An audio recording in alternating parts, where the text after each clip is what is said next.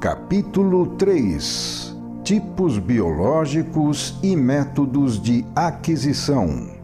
As considerações do capítulo precedente nos levaram ao interior e à substância do Instituto Jurídico Social da Propriedade, com o qual o homem disciplinou o fenômeno biológico comum aos animais da aquisição dos bens, fato que interessa sumamente à vida, porque representa o meio necessário à sua continuação. Mas vimos que essa disciplina permanece na superfície e que sozinha não é suficiente para regular estavelmente as forças do fenômeno. Não se nega com isso a importância dos ordenamentos jurídicos. No entanto, observa-se que eles somente sabem ordenar até certo ponto e, por isso, devem ser completados com princípios mais perfeitos, que nos permitam penetrar mais a fundo na substância do fenômeno. Trata-se de progredir, e sabemos que a evolução é um processo de progressiva harmonização. Não se trata, por isso, de demolir nenhuma das preciosas conquistas já realizadas, frutos de fadigas e obras de gênios, mas tão somente de continuar o caminho, de ajuntar coisa nova ao que já está feito e aperfeiçoar-se ainda mais. Chegando a um mais alto grau de maturação espiritual, o homem espontaneamente apercebe-se da insuficiência da disciplina jurídica não só para atingir a justiça, meta instintiva da vida, mas também para conseguir a estabilidade, condição necessária à fruição. Nasce então a necessidade de completamento, o que implica em mudança de posição e renovamento de método. Assim como na superfície das coisas há imperfeição, caducidade, agitação e desordem, há também na sua profundidade perfeição, estabilidade, calma e harmonia. Embora a injustiça apareça no exterior, a justiça existe no fundo das coisas. A evolução, levando o centro da vida para o interior, torna atuais e vivos esses estratos mais internos, fazendo-os emergir do fundo. É assim que, afirmando-se, a justiça vem à tona, sendo a ela reservada, também nos eventos humanos, a última palavra, não importa depois de quão longas vicissitudes. Com a evolução, a substância das coisas vai aflorando mais evidente, vai se revelando mais facilmente, reduzindo ao mínimo o obstáculo da ignorância humana. Então, o método atual da força ou da astúcia será considerado como um método de primitivos, ignorantes das leis da vida, como um método de natureza falsa e desequilibrado, portanto destinado à ruína, como um método inútil, pelo menos em face do objetivo ao qual se propôs.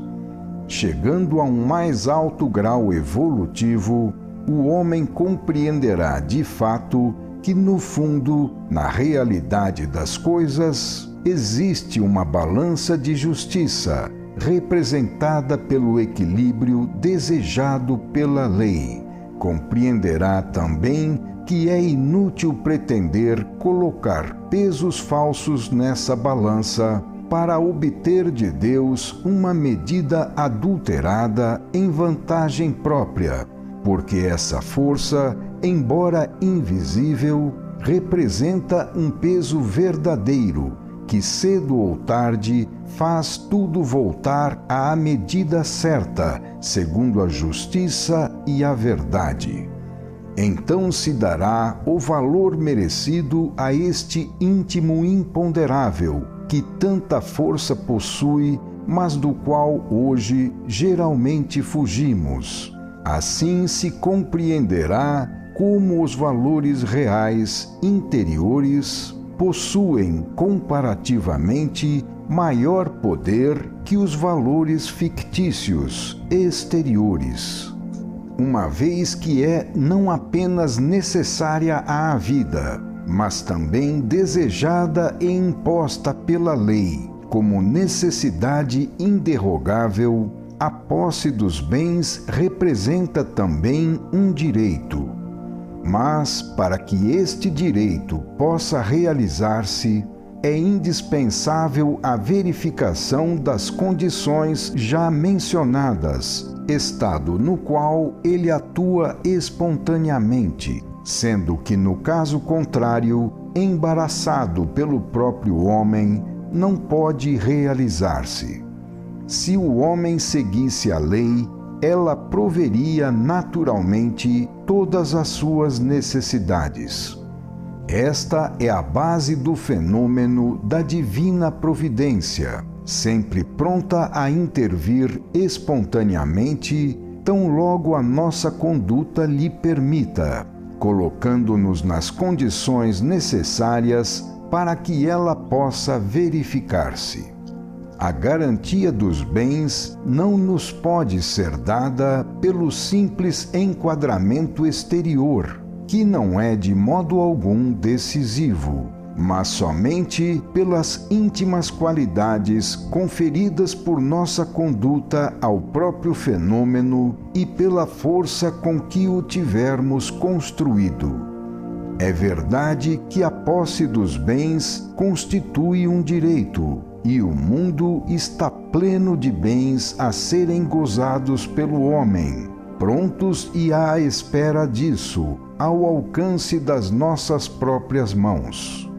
Mas à posse deles antepõe-se o obstáculo criado pela ignorância humana, que não sabe apreendê-los ou os apreende mal, violando a justiça substancial existente no fundo do fenômeno da posse, que se desfaz sem aquela justiça, pois é imprescindível justiça para que o direito de posse inerente à vida possa exercitar-se. Torna-se necessário compreender o erro e superar a ilusão. O que mais vale não é possuir na forma exterior, mas sim na interior. Não é conquistar nos efeitos materiais, mas sim nas causas espirituais. Não é buscar nas garantias legais, mas sim nas capacidades e qualidades. Essa é a única riqueza verdadeiramente segura e inalienável, que não pode ser roubada, pois é inseparável da personalidade, cuja natureza é dada pelas nossas próprias qualidades. Trata-se de uma riqueza segura e duradoura, porque é a única verdadeira, honesta, justa, em equilíbrio com as forças da vida. Derivando de nossas próprias qualidades, a personalidade é filha do mérito, porque as qualidades que nos tornam capacitados somente são conquistadas com nosso próprio trabalho, por meio de nossa atividade e fadiga, que as gera e as fixa. Se as possuímos, é porque as conquistamos. Somente então os bens são verdadeiramente nossos, porquanto temos fixadas em nós como instintos as capacidades não só para saber mantê-los, mas também, caso os percamos, para saber reconquistá-los. Por outro lado, quando não se possui as capacidades, não existe mérito, portanto, não há direito, condição na qual o dinamismo do fenômeno encontra-se cheio de desequilíbrio e cedo ou tarde esgota-se. Neste caso, os bens tendem a nos fugir das mãos. Então os perdemos, porque não os sabemos administrar, e ao perdê-los, não sabemos reconquistá-los. Eis como, finalmente, não obstante todas as barreiras protetoras das injustiças humanas, a justiça interior da lei emerge, pois a própria lei, através das mais profundas forças da vida, tende, com todos os seus meios, a estabelecer essa justiça. Desse modo, o homem que, numa condição incompatível com o seu mérito, procura usurpar esta justa posição, torna-se, devido aos seus métodos de usurpação, o construtor da injustiça social. Bastaria seguir a natural lei de Deus para que espontaneamente reinasse a justiça econômica e houvesse o necessário para todos, efetuando-se naturalmente o equilíbrio entre capacidade, mérito, direito e gozo. Equilíbrio que a lei quer estabelecer, mas que o homem, com tanta fadiga, procura violar. Tudo quanto dissemos em relação à disciplina jurídica da propriedade e à posse dos bens, nada mais é do que um aspecto do dinamismo fenomênico e dos equilíbrios dos quais ele se compõe e se sustenta. Pode-se dar a tudo isso um sentido mais universal, dizendo-se então que a cada plano de evolução corresponde um respectivo grau de realização da justiça, e nada mais. Quem age no nível das leis animais e segue os respectivos métodos poderá obter posse, poder, domínio e vitória como prêmio da sua fadiga.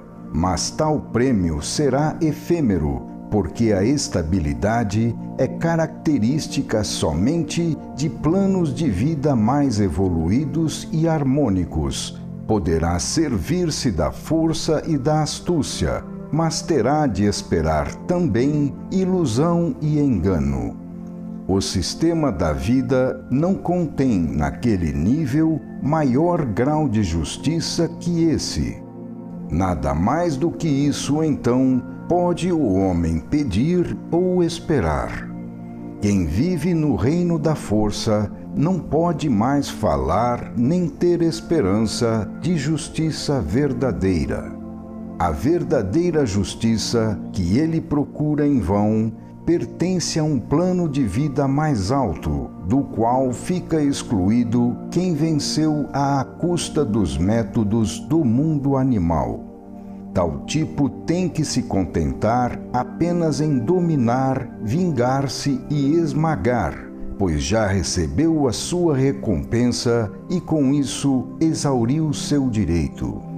Que ele então não invoque bondade e justiça tão logo se enfraqueça, mas se considere inexoravelmente vencido. Somente o evoluído, seguidor do Evangelho, pode rir-se desse alternado jogo de desequilíbrios entre vencedor e vencido, rico e pobre, patrão e servo. Somente o evoluído tem o direito de se libertar, porque apenas ele desfez a miragem, aquela miragem necessária para induzir o involuído egoísta a enfrentar fadigas e provas que, de outro modo, este tipo jamais se disporia a suportar. Os homens são desiguais, não pertencem ao mesmo grau evolutivo.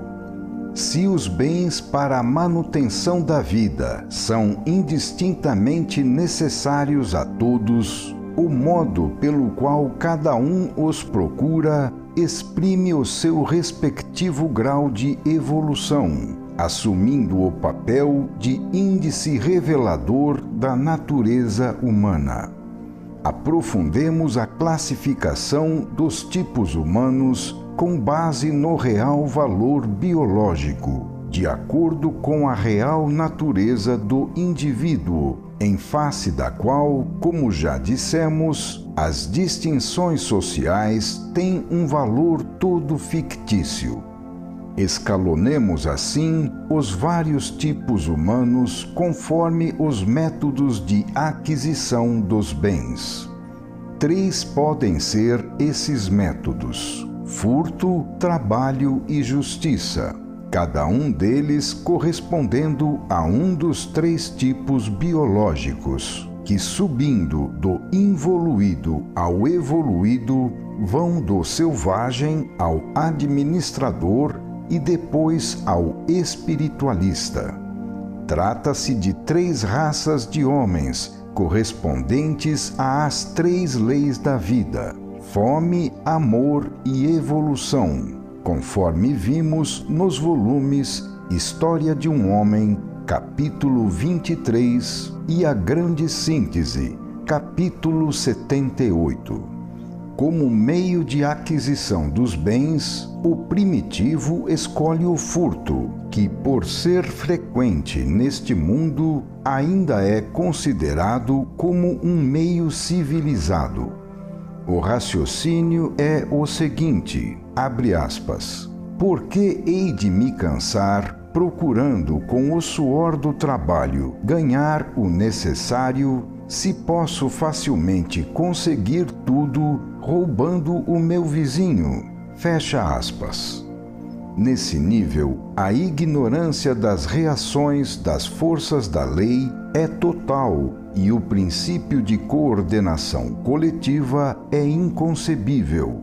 A inconsciência do indivíduo e sua falta de preparo para formas de vida superiores à animalidade atingem o máximo. Nesta psicologia desagregadora, caótica e anárquica, manifesta-se desregrado e sem controle o instinto de subtrair para si mesmo tudo quanto satisfaça necessidades e desejos. Mas o progresso ordena cada vez mais as coisas, porquanto a evolução significa a ascensão ao encontro de Deus e a aplicação sempre maior de sua lei. De fato, tão logo a humanidade retrocede em crises de revoluções ou guerras, e a superestrutura jurídica desaba, a vida involui, fazendo esse método do primitivo ser assim reativado.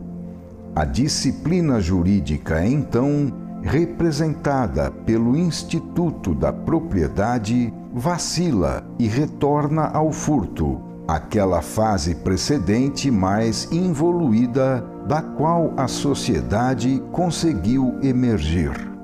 No trabalho de construir e se manter no alto, as coletividades humanas passam por esses períodos de cansaço, descensão e aniquilamento, nos quais retornam às primitivas formas de aquisição. Então prosperam os involuídos, antes oprimidos pelo enquadramento na ordem social.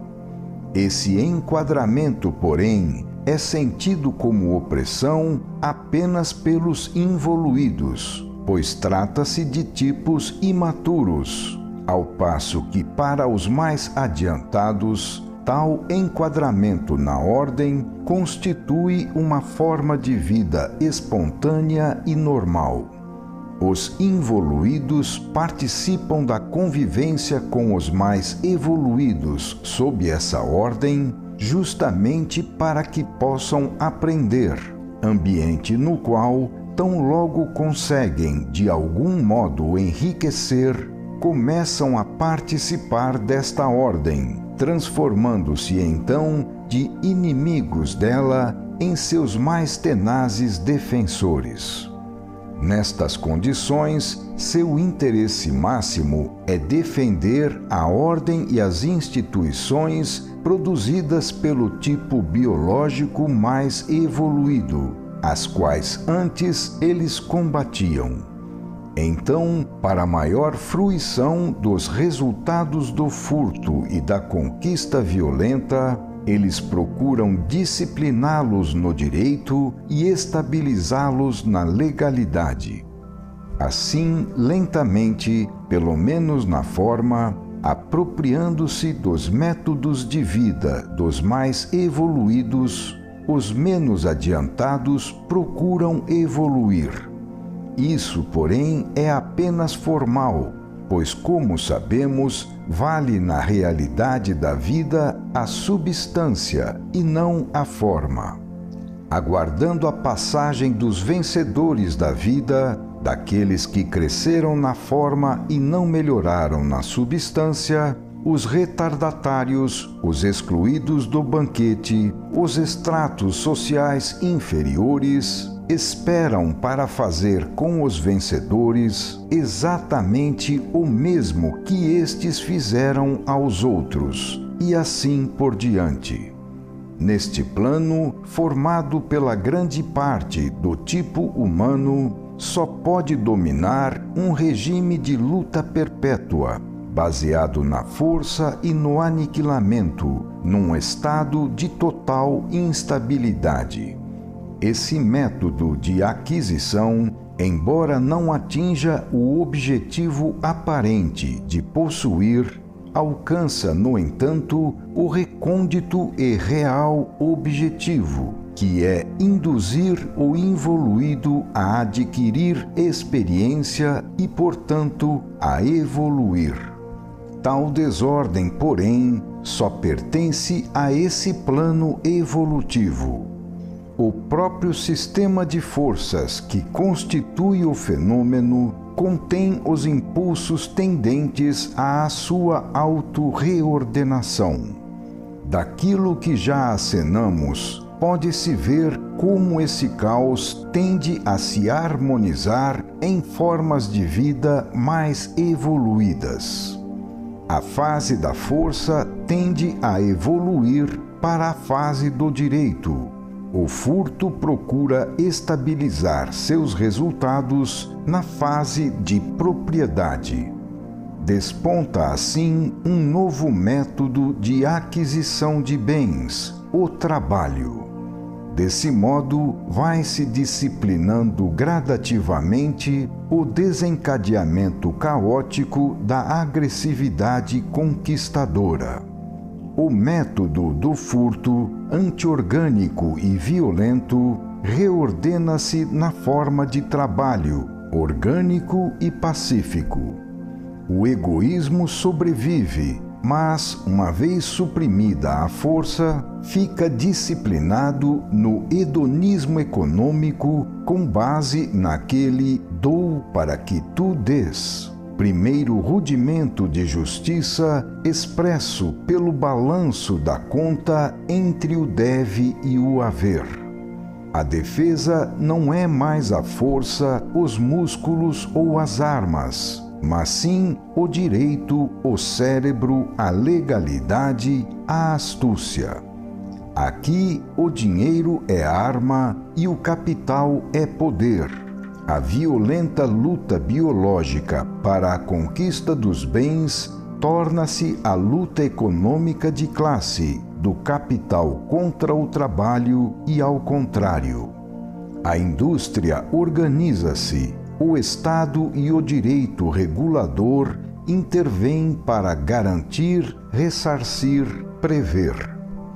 Estamos na fase orgânica de coordenação e estabilização.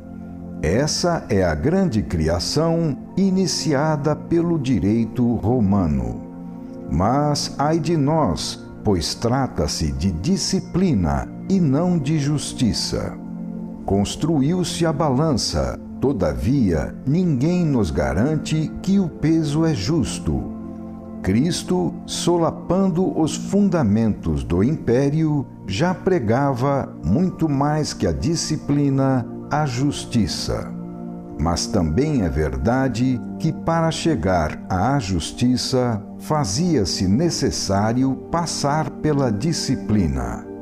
Não se poderia passar do plano da força ao da justiça sem percorrer o trajeto representado pelo equilibrado método do jus romanum. As fases biológicas são contínuas e sucessivas.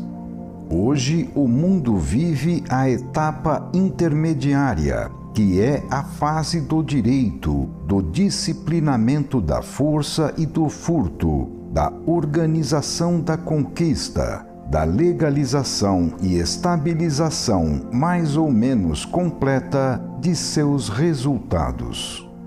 Esta fase, mais adiantada e complexa que a precedente, é ainda instável, porém menos do que a anterior. É uma tentativa de equilíbrio e não ainda o equilíbrio em si. É, por isso, em grande parte insegura, funcionando aos arrancos, em crises, quedas e novos surtos. É uma tentativa de justiça, mas não a verdadeira justiça. Temos, assim, uma civilização de nome e forma, mas não de fato e substância. A nova conquista de nosso século, sua grande realização histórica, é o advento da justiça social. Por isso, tantos sistemas, tantas lutas e tantas destruições. A condição puramente jurídica, com base na economia hedonística, alcançada na atual fase, que é de disciplina e não de justiça, não basta para o novo homem do terceiro milênio, nem para as novas consciências coletivas, dirigidas para uma justiça mais substancial. A afirmação do conceito de Estado, a nova concepção orgânica da vida social, a necessidade de sabedoria espiritual para guiar a nova potência conquistada pelo homem através da ciência e da técnica, o mais alto senso crítico de vida que a maturação dos ânimos dá, também constituem impulsos nesse sentido, os quais, dirigindo-se para uma ordem mundial mais justa, abrem caminho para uma nova fase biológica, na qual, finalmente, com a vida de todos garantida por uma distribuição mais equitativa dos bens, atuará o princípio de justiça anunciado pelo Evangelho. Trata-se de inaugurar o sistema da estabilidade fornecida pelos equilíbrios espontâneos e substanciais, correspondentes às necessidades e aos valores intrínsecos, às qualidades e ao mérito, para substituir o atual, instável e involuído, de violações contínuas e de justiça trabalhosamente atingida apenas através da exacerbação das reações corretivas. O novo sistema é de atuação difícil e demorada, porque presume um tipo de homem mais evoluído, hoje em falta. Na prática, atualmente domina, ao invés, o imaturo, que com a psicologia de involuído sabe empregar apenas o velho sistema e, desse modo, engana, desfruta e destrói. Todavia, o progresso não pode parar, e aquela é a sua direção. Trata-se de leis biológicas fatais, de objetivos que a evolução deve atingir e para os quais ela encaminha todas as forças, fazendo pressão para superar os obstáculos. Trata-se daquela ordem divina que está presente na substância das coisas e cuja realização, pelo fato de ser o objetivo da vida, deve, portanto, inexoravelmente, cedo ou tarde, realizar-se.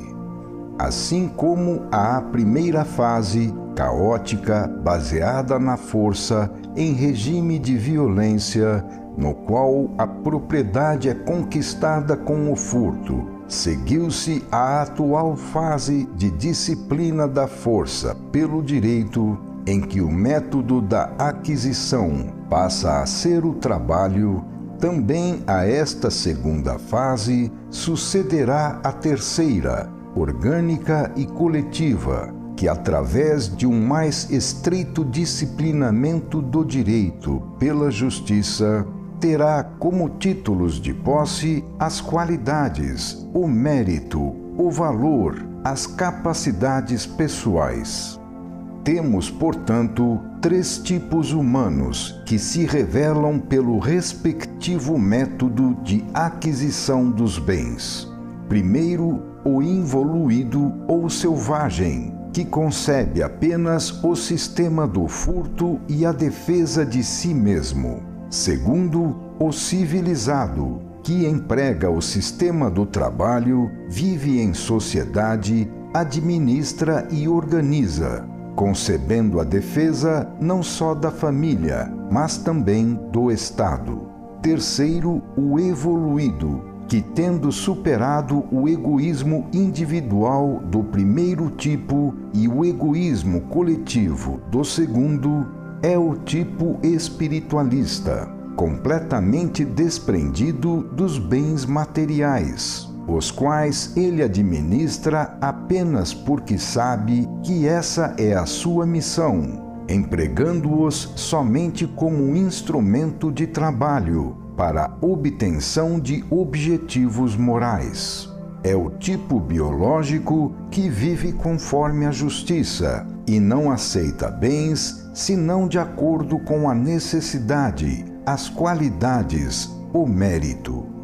Neste último caso, o limite e a medida das aquisições não se encontram, como nos 2 primeiros casos, no Código, nem se impõem por meios de sanções punitivas, mas estão na consciência, espontaneamente inscritos.